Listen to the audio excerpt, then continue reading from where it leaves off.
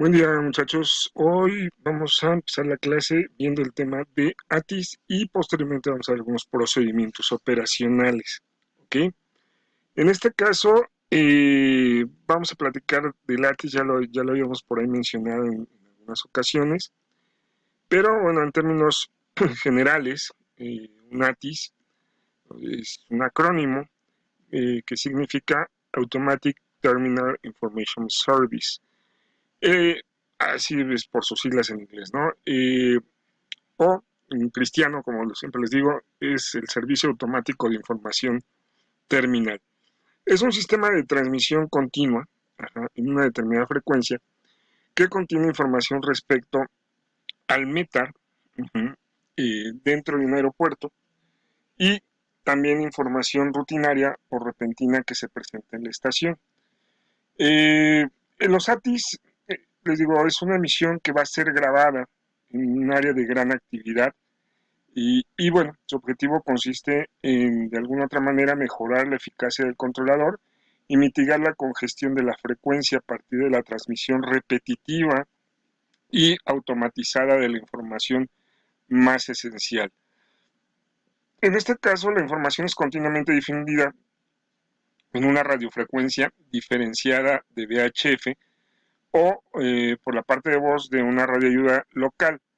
En este caso, las transmisiones de Lattice se preparan para ser audibles en un máximo o hasta un máximo de 60 millas náuticas del emplazamiento de Lattice y hasta una altitud máxima de 25,000 pies sobre el nivel del terreno. El Lattice tiene como función incrementar la eficiencia de los servicios de control de tráfico aéreo en los aeropuertos altamente transitados. Reduce, como comentamos, la saturación en las frecuencias, esto por la transmisión periódica de la información aeronáutica relevante.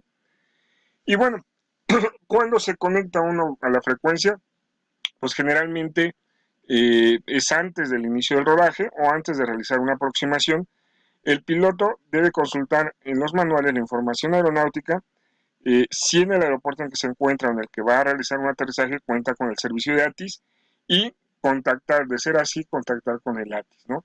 Esta información resulta de suma importancia para la seguridad operacional aeronáutica. Generalmente en los diagramas de aeropuerto, en los mapas de aeródromo, podemos encontrar la frecuencia de LATIS, y la mayor parte de las cartas viene por ahí en las de aproximación, en las de llegadas, incluso va a venir la frecuencia aquí. O sea, bueno, frecuencia ATIS me dice 132.4, bueno, este es el aeropuerto de Las Vegas, Nevada, pero bueno, en cada aeropuerto podrá venir esta información. Una vez identificada la frecuencia, el piloto debe sintonizar en el comunicador la frecuencia. Dicho lo anterior, se escuchará una grabación de voz repetitiva que va a contener la siguiente información en una orden muy determinada, y viene en español y en inglés, ¿no? Tiene el nombre del aeropuerto o aeródromo, el identificador, cada reporte recibe una letra del alfabeto fonético para su reconocimiento, alfa, bravo, charlie, delta, etc. Pero cabe mencionar que estas letras, perdón, estas letras van en función al horario. O sea, por si a las 00 horas será alfa, a las 01 bravo, a las 02 charlie, a las 03 delta, y esto en función a la hora Zulu, ¿no? Ahí nos dice en el otro, la hora de emisión del reporte se registra en hora Zulu o UTC, para los que manejan eso. Ya saben que hay distintos tipos de manejo de la hora Zulu. O sea, es hora Zulu, UTC o GMT, ¿no? O sea, el viento es la información de intensidad y dirección. La visibilidad, expresada en millas estatutas, ESM por sus siglas en inglés, Statute Miles. Eh, Cualquier fenómeno meteorológico, lluvia, niebla, tormenta, etc. La condición de cielo, despejado, medio nublado, cerrado, etc. La temperatura y la temperatura de punto de rocío. El altímetro expresado en pulgadas de mercurio o hectopascales. Por eso es importante ahí marcar la medida, si es en mercurio, en pulgadas de mercurio o hectopascales, ¿no? ¿Cuál es la aproximación en uso? Ejemplo, ahí nos da un ejemplo. Expect ILS runway 15.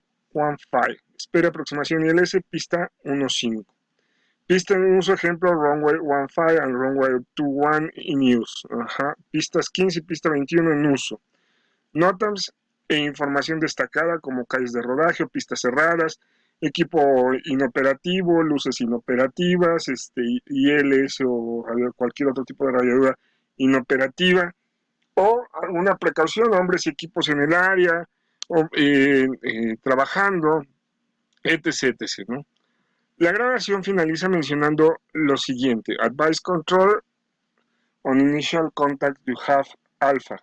Ajá. O avise al controlador, o avise más bien en contacto inicial que tiene información alfa a bordo, ¿no? Información bravo a bordo, ¿no? Según sea el caso.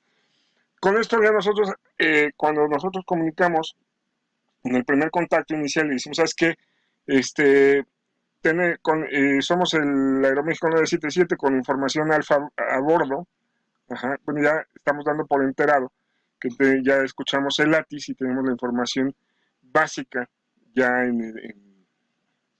a bordo, y que no nos tienen que dar esa información porque ya la tenemos nosotros.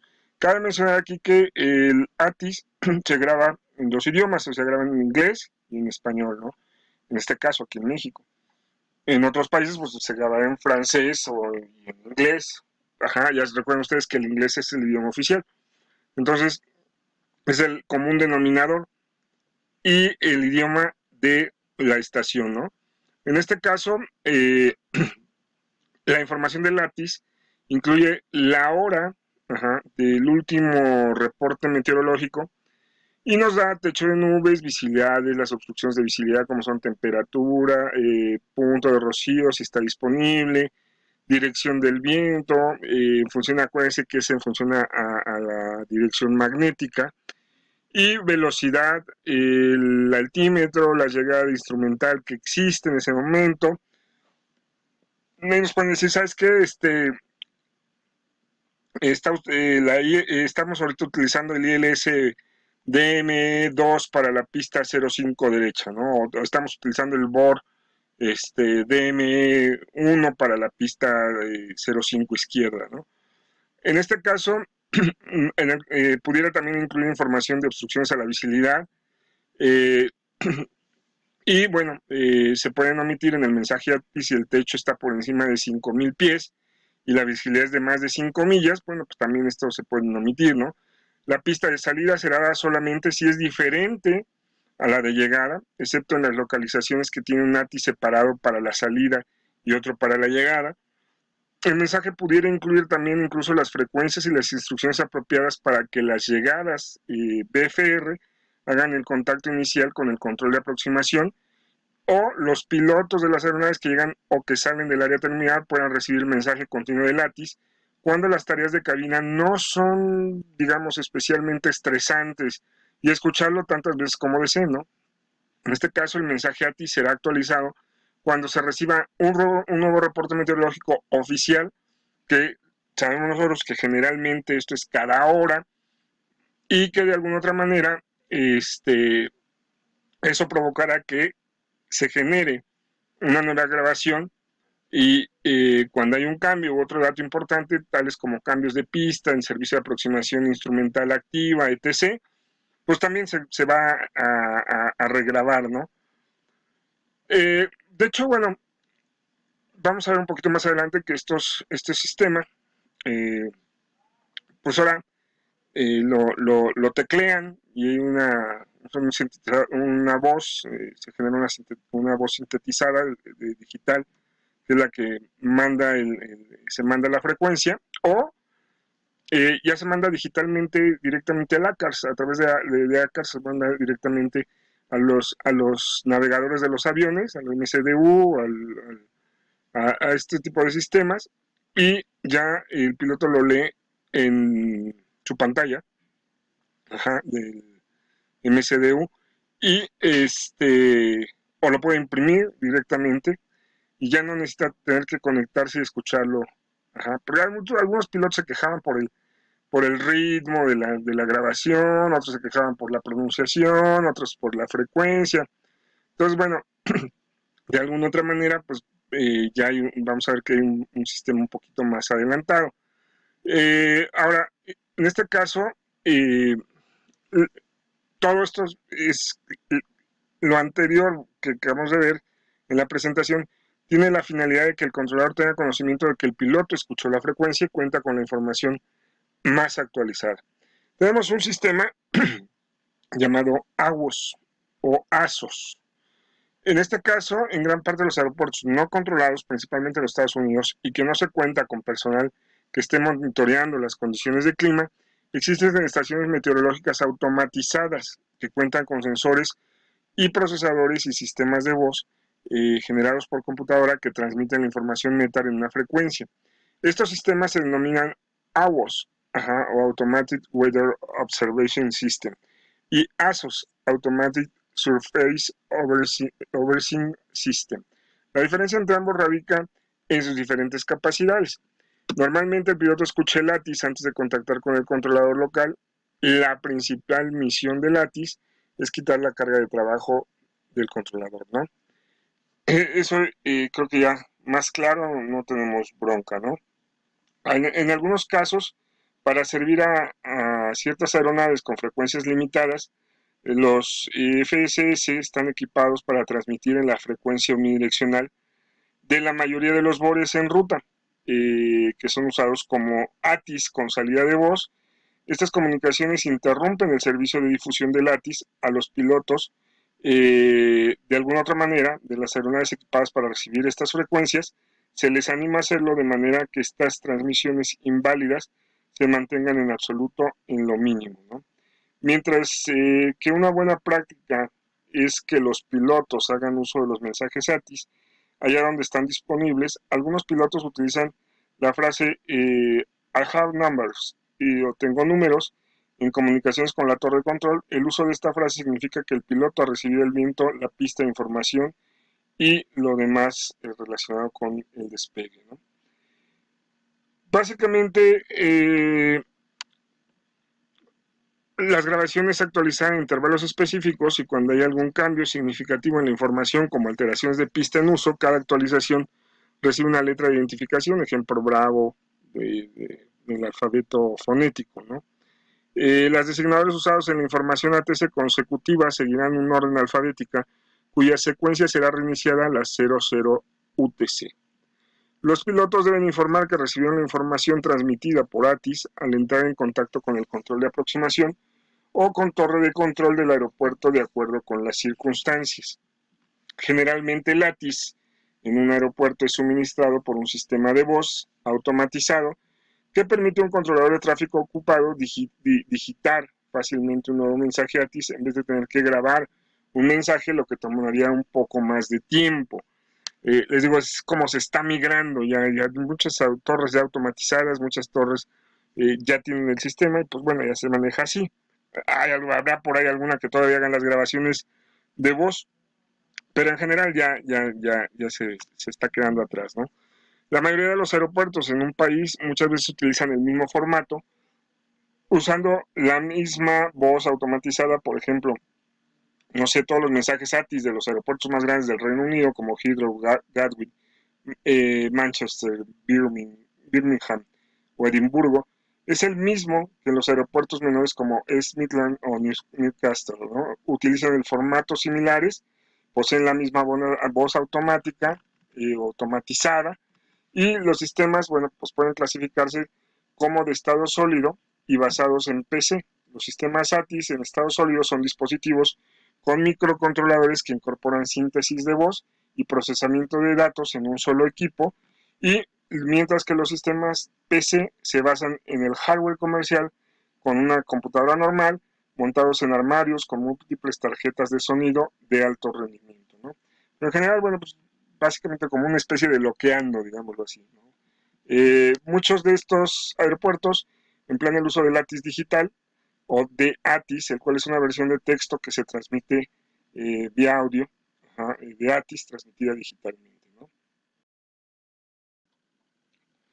Entonces, como comentamos, bueno, muchos aeropuertos emplean ya el uso del ATIS digital, conocido como DATIS, el cual es una versión de texto que se transmite en función al audio y es transmitido digitalmente, lo que comentamos al principio. Este tipo de ATIS se está sustituyendo, ¿sí? Y este mensaje, bueno, es accedido a través de un servicio de enlace de datos como ACARS y se exhibe en la pantalla en el panel de la aeronave. El DATIS es incorporado como parte de los sistemas en la aeronave como el FEB o el FMS, y en este caso el DATIS puede ser integrado como un núcleo de sistema ATIS o distribuido separadamente a través de una interfaz de datos entre ATIS y DATIS. O sea, al final del día, la, la finalidad de este nuevo sistema es pues que de alguna otra manera sea más ergonómico el asunto para las tripulaciones, que en vez de tener que estar escuchándolo, bueno, pues puedan de alguna otra manera este, pues leerlo más fácilmente en sus pantallas y de alguna otra manera, bueno, pues tener la información de forma eficiente, ¿no? Es realmente la nueva generación de información, de los servicios de información que se está buscando, que están demandando los aeropuertos, ajá, y los centros de control de área, así como los sistemas ATM, y bueno, eh, tiene el soporte en el data link de las transmisiones, de los canales de transmisión. En este caso, está en un proceso ya bastante avanzado, ajá, y bueno, de alguna otra manera, eh, da, permite que las notificaciones y las correcciones tengan una validación inmediata. Se puede editar el mensaje de manera manual, es decir, los mensajes son actualizados de forma más fácil, más precisa, y bueno, de alguna otra manera, la preparación y el envío del mensaje, la transmisión del mensaje es mucho más fácil, ¿no? Eso es lo que es el ATIS. Al final de este video vamos a tener por ahí algunos ejemplos para que ustedes los puedan escuchar, los puedan practicar y puedan poder ir educando el oído para escuchar las frecuencias específicas del ATIS, ¿no? Ya saben, va a venir en español y en inglés, en los dos, y ustedes tendrán que, bueno, de alguna otra manera, pues que educarse, ¿no? Agradecemos de antemano a los creadores de los videos de ejemplo para que ustedes puedan practicar. Pues bueno, vamos a dar un repaso en los procesos operacionales para reafirmar un poco los conocimientos que ya hemos visto. Vamos a dar un pequeño repaso, eh, básicamente a los procedimientos operacionales, ¿no? Tenemos que, bueno, los aeropuertos, bueno, están controlados y no controlados. Vamos a ver simbología de pista y tráfico de aeródromo, ¿no? Aquí tenemos el concepto de aerovía, que ya lo habíamos visto, área de control o parte de ella dispuesta en forma de corredor. Aquí tenemos las aerovías en su representación gráfica. Aquí vemos que la distancia total de aerovía, el rumbo de aerovía, los puntos de reporte obligatorio, y los designadores de aerovía, ¿no? Upper Lima, Upper Green, ajá, por acá hay Upper Ámbar, Upper Lima. Entonces, bueno, este es lo que es el concepto de aerovía, ¿no? Es un área de control o parte de ella dispuesta en forma de corredor. Alcance visual de pista o en la pista, es Runway Visibility Range, distancia hasta la cual el piloto de una aeronave que se encuentra sobre el eje de una pista puede ver las señales de superficie de la pista o las luces que delimitan o que señalan su eje, ¿no? Altura, distancia vertical entre el nivel punto o objeto considerado como punto y una referencia específica, es decir, la distancia vertical que desde un punto, objeto considerado como punto, y en este caso la referencia específica que es el piso, ¿no? En este caso este es el punto de referencia Es la distancia vertical desde el piso hasta el avión o hasta un obstáculo, ¿no? Pudiera ser también. Eso es lo que es la altura. Ajá. Luego tenemos la altitud. Me dice, es distancia vertical entre el nivel o punto o objeto considerado como punto y el nivel medio del mar. Es decir, que es desde el avión hasta el nivel medio del mar. Eso es lo que es la altitud. La altura desde el nivel, desde el avión, por llamarlo ya de manera más práctica, hasta el terreno. ¿Ok? Eso es lo que es la altura y la altitud es desde el avión hasta el nivel medio del mar, o MSL, sus siglas en inglés, Medium Sea Level. Luego tenemos elevación, que es la distancia vertical entre un punto o nivel de la superficie de la Tierra, o unido a ella, y el nivel medio del mar, ¿no? Entonces, la distancia desde este punto hasta el nivel medio del mar es la elevación. La distancia de aquí a un objeto es la altura y la distancia de un objeto hasta el nivel medio del mar es una altitud. Repasando los conceptos básicos, ¿no? que hemos estado viendo. Por ahí hablamos también de la altitud de decisión, o la altura de decisión, parece que son dos. En este caso la altitud de decisión la encontramos como abreviada con las siglas delta alfa, y la altura de decisión como DH, o Decision High, o Decision Altitude. En este caso, la altitud o altura específica en la aproximación de precisión o en una aproximación con guía vertical, a la cual debe iniciarse la maniobra de aproximación frustrada si no se ha establecido referencia visual requerida para continuar la aproximación. Aquí me da una nota. Nota 1. Para la altitud de decisión se toma como referencia el nivel medio del mar y para la altura de decisión se toma en cuenta la elevación del umbral. Acuérdense, diferencias, altitudes y altura, ¿no? Entonces la altitud es con respecto al nivel medio del mar y la altura con respecto a la zona de contacto. Es por eso que, si fijan ustedes en las cartas, nos pone ahí 8.800, por decir algo. Ese es con respecto al nivel medio del mar. Y nos ponía 230, por dar un número. Bueno, ese es con respecto a la zona de contacto, o a la touchdown zone. Luego tenemos capa de transición. Y es un espacio aéreo entre la altitud de transición y el nivel de transición. Esa es la capa de transición. Y aquí un poquito observando, bueno, tenemos, esta es la capa de transición, y aquí tenemos las altitudes, abajo se vuela altitudes, volamos con reglaje QNH, el cambio es a QNH, y por encima tenemos el nivel, esta es la altitud de transición, la altitud más grande permisible para un avión, y arriba tenemos nivel de transición, arriba se vuelan niveles de vuelo, y aquí tenemos que poner el reglaje en función de la atmósfera estándar, que es de 1013.2 hectopascales o milibares o 29.92 pulgadas de mercurio. Entonces arriba es el espacio aéreo superior, aquí volamos altitudes, niveles de vuelo, perdón, y aquí abajo tenemos que se vuelan altitudes y estamos hablando del nivel, del espacio aéreo inferior, ¿no? En este caso, la separación, esa frontera, es la capa de transición, que nada más se utiliza para cruzarla para subir o cruzarla para bajar, y no hay vuelos permitidos en esta capa de transición, y todo el conjunto de nivel de transición, capa de transición y altitud de transición se conoce como zona de transición. ¿Okay? Luego tenemos aproximación visual. Nos dice aquí, es la aproximación en un vuelo IFR cuando cualquier parte o la totalidad del procedimiento de aproximación por instrumentos no se completa y se realiza mediante una referencia visual respecto al terreno. Ojo, podemos pensar la aproximación visual, pues son los aviones BFR. Ok, sí, pero aquí, hablando de aviones IFR, pues el avión viene volando por instrumentos, inicia su aproximación, y aquí empieza a tomar referencia visual para poder aterrizar.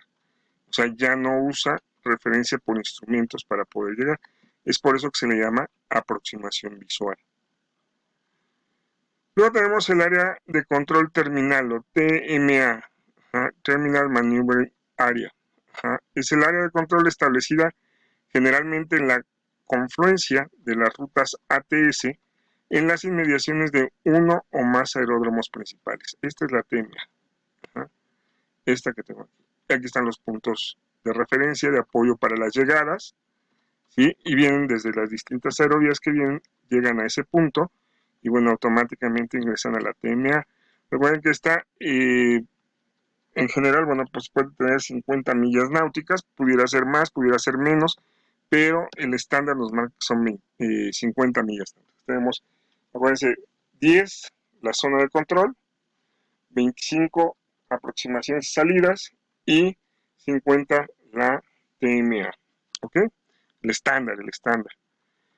Luego tenemos la autorización del control de tránsito aéreo. ¿Qué es una autorización de control de tránsito aéreo? Pues una autorización para que una aeronave proceda en condiciones muy específicas y determinadas por una dependencia de control de tránsito aéreo para que el piloto o la aeronave cumpla o se conduzca acorde a lo que está indicando el controlador de tránsito aéreo, ¿no? Aquí tenemos la torre, da la autorización de control de tránsito aéreo y pudiera dar un ejemplo aquí, la autorización de rodaje para que esta aeronave empezara a rodar o para estas que están rodando, ¿no?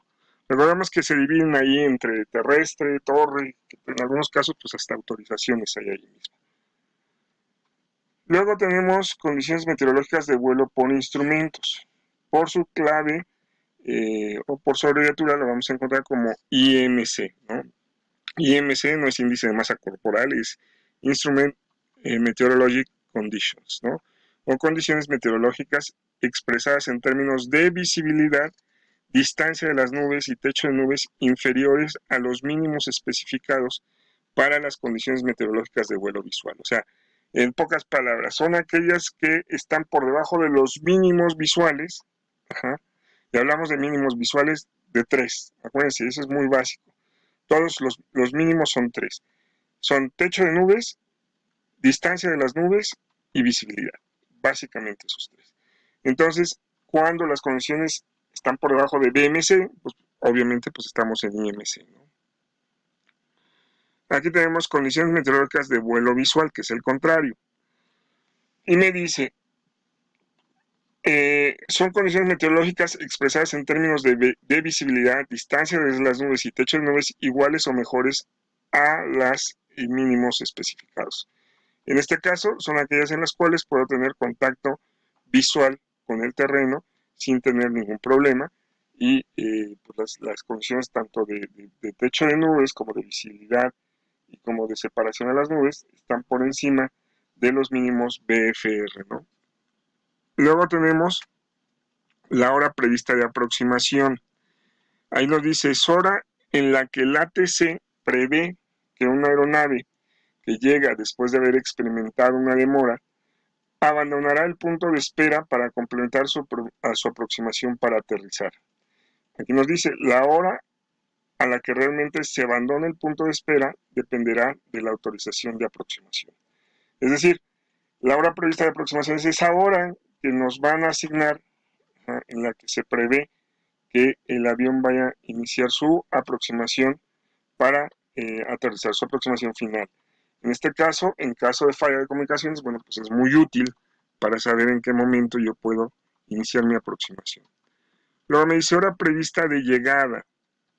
Me dice, en los vuelos IFR es la hora a la cual se prevé que la aeronave llegará sobre un punto designado, definido como referencia a las ayudas para la navegación, y a partir de este se iniciará un procedimiento de aproximación por instrumentos, o si el aeródromo no está equipado con ayudas para la navegación, es la hora a la cual la aeronave llegará sobre el aeródromo. En este caso, para los vuelos BFR, es la hora a la cual se prevé que la aeronave llegará exactamente sobre el aeródromo, es decir, no a la radioayuda que nos va a servir para iniciar la aproximación, sino sobre el mismo aeródromo. Esta hora, acuérdense ustedes que bueno, es la que se prevé que llega, que puede ser igual o similar a la ETA, que es la Estimate Time Arrive, pero bueno, esto a veces se cumple, a veces no se cumple, de todo depende mucho las condiciones de viento que hayan existido a lo largo de la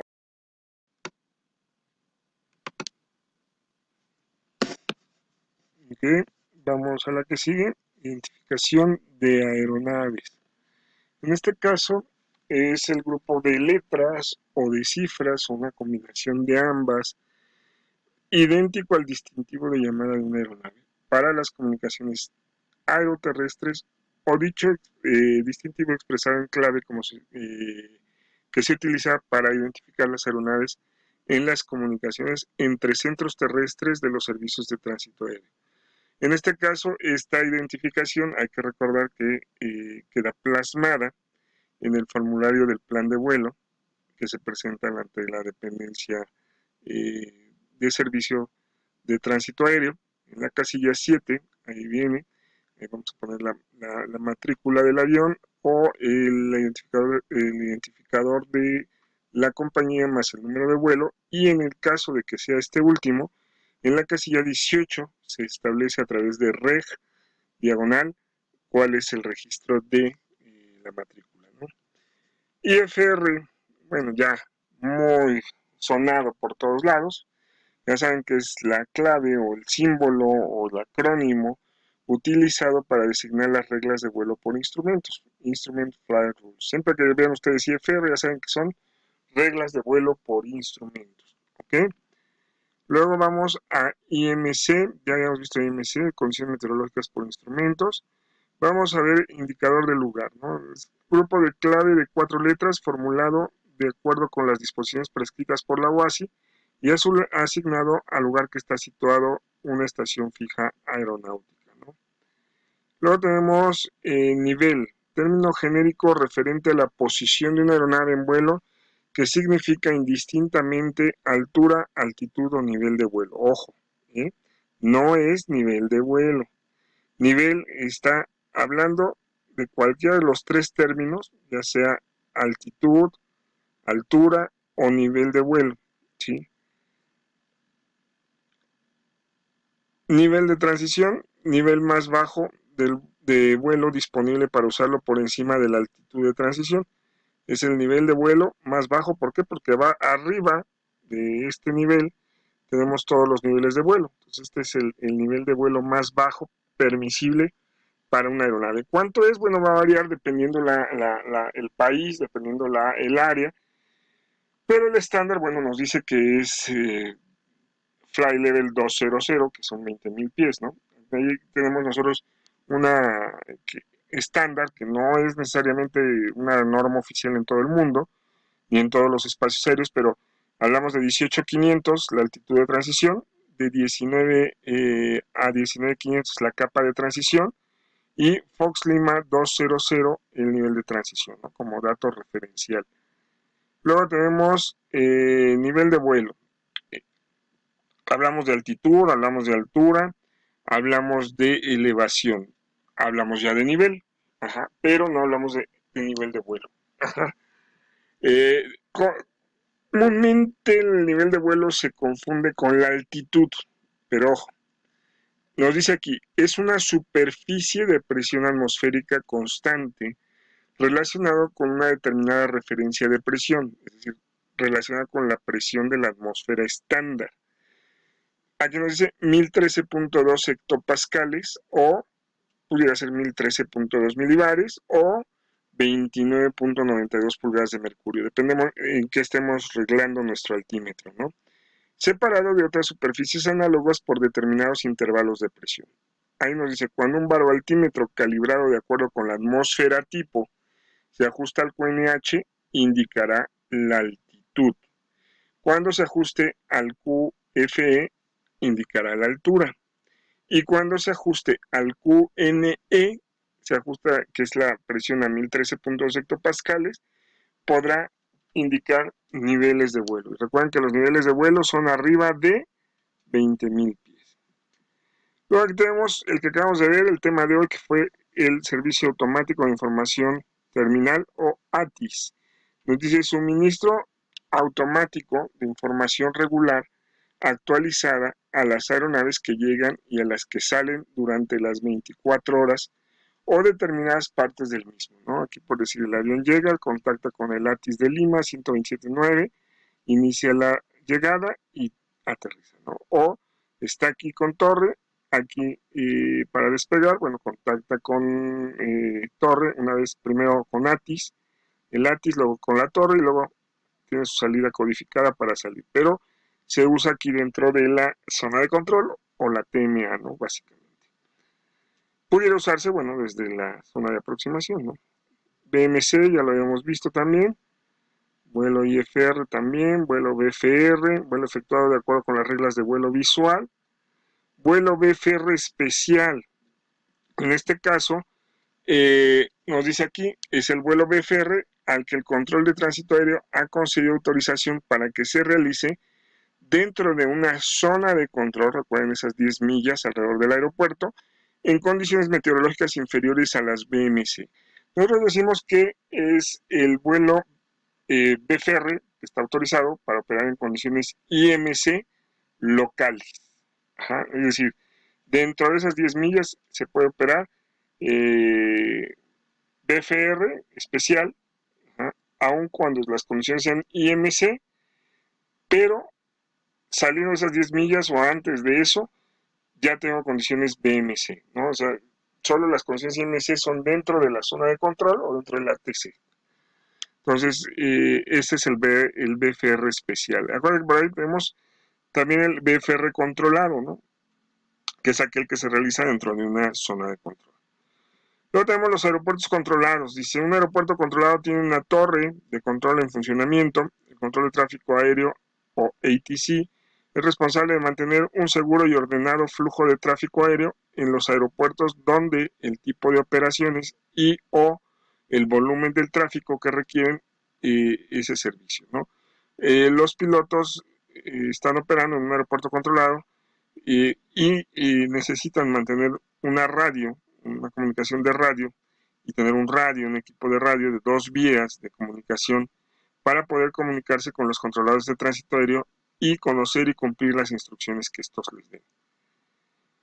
El piloto, siempre que está dentro de un aeropuerto controlado, dentro de una zona controlada, debe de informar al ATC si no puede cumplir con las instrucciones emitidas y solicitar instrucciones modificadas.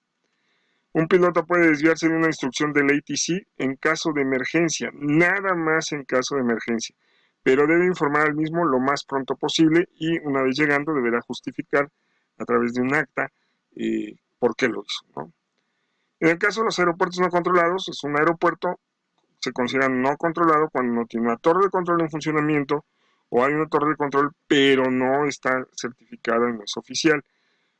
Aquí las radiocomunicaciones también tienen que ser de 2 vías, no son necesarias, aunque es una buena práctica operativa que los pilotos transmitan sus intenciones en una frecuencia específica en beneficio otros tráficos que estén en la zona. En este caso utilizan una frecuencia llamada Unicom. Para cada área hay un Unicom específico en donde ellos transmiten y literalmente se controlan entre ellos, ¿no? Caso muy particular en la Ciudad de México, como ocurre con los helicópteros, ¿no? Tenemos un aeropuerto definitivamente no controlado. Y bueno, vamos a hablar de la simbología de pista. ¿Qué es una pista? Pues es un área rectangular definida de un aeródromo terrestre preparada para el aterrizaje y el despegue de las aeronaves. La pista debería poder soportar el tránsito de aviones para los que está prevista. Señal designadora de pista. Estará representada por un número de 2 cifras. Una señal designadora de pista se emplazará en el umbral de la pista. Y en este caso recordemos que esta señal designadora de pista me va a indicar el rumbo al cual está orientada esa pista, ¿no? Las señales de eje de pista, estas se dispondrán a lo largo del eje de la pista. Una señal de eje de pista consistirá en una línea de trazos uniformes espaciados. La señal del umbral se dispondrá esta señal en las pistas pavimentadas de vuelo por instrumentos y en pistas de vuelo visual. Una señal de umbral de pistas consistirá en una configuración de fajas longitudinales de dimensión uniforme dispuestas simétricamente con respecto al eje de la pista, ¿no? Tenemos pista de aterrizaje, tenemos aquí abajo, vamos a ver, aquí tenemos, estas son las de umbral, estas son las de eje de pista, estas son las de lindero de pista, estas son las de zona de contacto o marca de visada, y aquí está el identificador de pista, ¿no? Esta sería la pista 30, ¿sí? Quiere decir que Si un avión despega en este sentido, despegará hacia el rumbo 300. Si un avión despega en este sentido, despegará hacia el rumbo 120, ¿no? Que es el recíproco. Nos dice aquí el umbral es el comienzo de la parte de la pista utilizable para el aterrizaje, desplazado temporalmente o desplazado permanentemente. Acuérdense que ahí hablamos de las pequeñas eh, flechas que estaban antes de llegar, antes del umbral, ¿no? Y aquí nos marca, bueno, la anchura de la pista, si es de 18 metros, voy a ver 4 marcas, si son de 23, veré 6, si son de 30, veré 8, si son de 45, veré 12, y si son de 60, veré 16, ¿no? Básicamente, ¿no? Esta, por si esta tiene 6, si yo regreso aquí atrás, ajá, me dice que es de 23 metros, ¿no? Eh, a eso se refiere en la forma de determinar el ancho de la pista. Estamos alineados al rumbo 230, ¿no? 230. En este caso, vamos a hablar de la plataforma. Nos dice, es un área definida de un aeródromo terrestre destinada a dar cavidad a las aeronaves para los fines de embarque o desembarque de pasajeros, correo o carga, abastecimiento de combustible, estacionamiento o mantenimiento, ¿no? Esta es nuestra plataforma, este lugar donde llegan las aeronaves y donde ustedes van a vivir gran parte de su vida, ¿no? ¿Hay marcas dentro de las plataformas? Sí, hay marcas dentro de las plataformas que, bueno, ya las veremos un poco más adelante, ¿no? Tenemos distintos tipos de plataformas, una plataforma internacional, una plataforma regional, tenemos las plataformas remotas, las plataformas que están dentro del aeródromo, pero alejadas del área terminal, ¿no? Esas son las remotas, ¿no? Tenemos otro concepto que es calle de rodaje, es una vía definida en un aeródromo terrestre, establecida para el rodaje de aeronaves y destinada a proporcionar enlace entre una y otra parte del aeródromo. Estas calles de rodaje se dividen en dos, pueden ser de baja velocidad o de alta velocidad. En el caso de baja velocidad, el avión tiene que detenerse y girar 90 grados para salir de la pista. En las calles de salida de alta velocidad o de salida rápida, son aquellas que se unen a la pista en un ángulo agudo y estas se proyectan de modo que permitan a los aviones al aterrizar disminuir la velocidad, pero salir de la pista a una velocidad mayor, consiguiendo que la pista esté ocupada el mínimo de tiempo posible para dar las separaciones apropiadas durante el aterrizaje, ¿no? Esta es la calle de rodaje. Puede servir para aeronaves de tamaño pequeño, de tamaño grande, pero si es de tamaño grande deberá el avión, porque más grande que va a servir es el ancho que tiene que tener el rodaje, ¿no? La zona libre de obstáculos es un área rectangular definida en el terreno o en el agua, designada o preparada como una área adecuada en la cual el avión puede efectuar una parte del ascenso inicial hasta una altura especificada o segura, ¿no? Es por eso que se queda limitado todo el entorno de la pista, el área de despegue o en el área de aterrizaje, en el aspecto de las alturas de los obstáculos, ¿no? Y aquí tenemos zona de parada, es un área rectangular definida en el terreno, situada después de la pista, a continuación del recorrido de despegue, disponible y preparada como zona adecuada para que pueda pararse la aeronave en caso de un despegue interrumpido y que no le ocurra esto, ¿no? Es un área especialmente diseñada para que el avión se frene ahí. Las características físicas del aeródromo, bueno, resistencia a la caída de rodaje, en este caso la resistencia a una caída de rodaje deberá ser por lo menos igual a la de las pistas servidas, teniendo en cuenta que una caída de rodaje estará sometida a una mayor intensidad de tránsito y mayores esfuerzos que la pista servida como resultado del movimiento más lento o situación de estacionamiento de los aviones, ¿no? El apartadero de espera es un área definida en la que puede detenerse una aeronave para esperar o dar paso para que otras puedan rebasarla con objeto de facilitar el movimiento eficiente en la circulación de las aeronaves. Y el puesto de estacionamiento aislado o gota de emergencia o plataforma de emergencia se designará en un punto aislado del aeropuerto para cuando se sospeche que existe interferencia ilícita o alguna razón que permita o que requiera que la aeronave esté aislada de las actividades normales del aeródromo.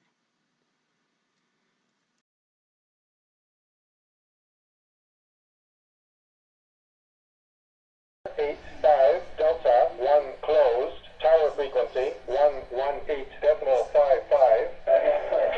Departure clearance available during test period via data link for ACARS equipped aircraft.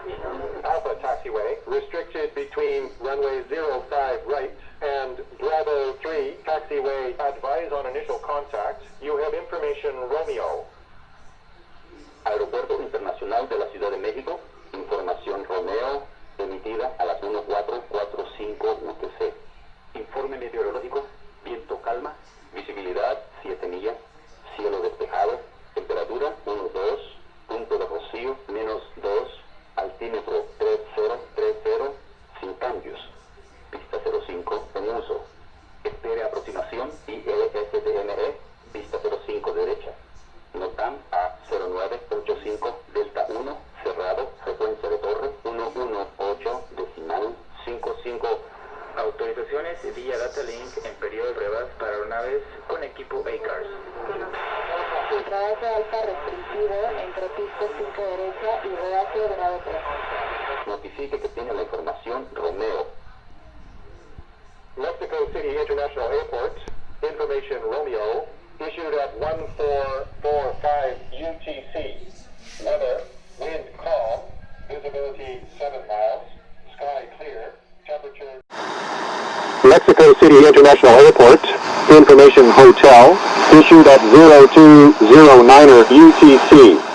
Special weather, wind 220 at 10, visibility 7 miles, few clouds at 700, ceiling 1,500 broken, cumulonimbus 8,000 overcast, temperature 14, dew point 12, altimeter 3040, tempo visibility 5 miles, thunderstorm, moderate rain, runway 23 left in use.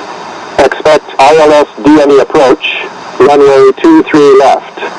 Alpha closed between 5 right and Bravo 1 advise on initial contact. You have information hotel. Aeropuerto Internacional de la Ciudad de México, información hotel, emitida a las 0209 UTC. Informe meteorológico especial, viento 220 grados, 10 nudos, visibilidad 7 millas, condiciones del cielo, algunas nubes a 700 pies, techo nublado a 1500 pies, cumulonimbus cerrado a 8000 pies, temperatura 14, punto de rocío 12, altímetro 3040, temporalmente visibilidad 5 millas, tormenta, lluvia moderada.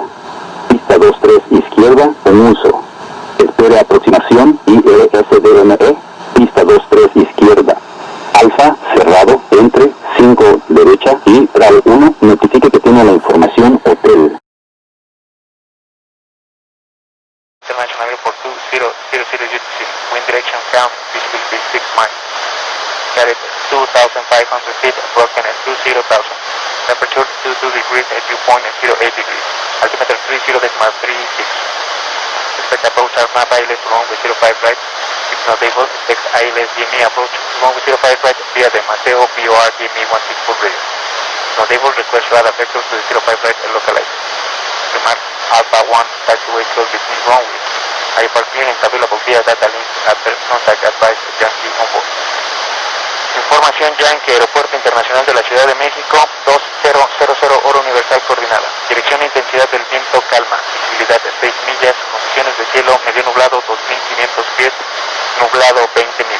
Temperatura ambiente 22 grados, punto de rocío 08 grados, altímetro 30 decimal 363. Espera aproximación ARNAV ILS a pista 05 derecha, si no posible, espera aproximación ILS PMA 05 derecha vía la radial 164 del borde M Mateo.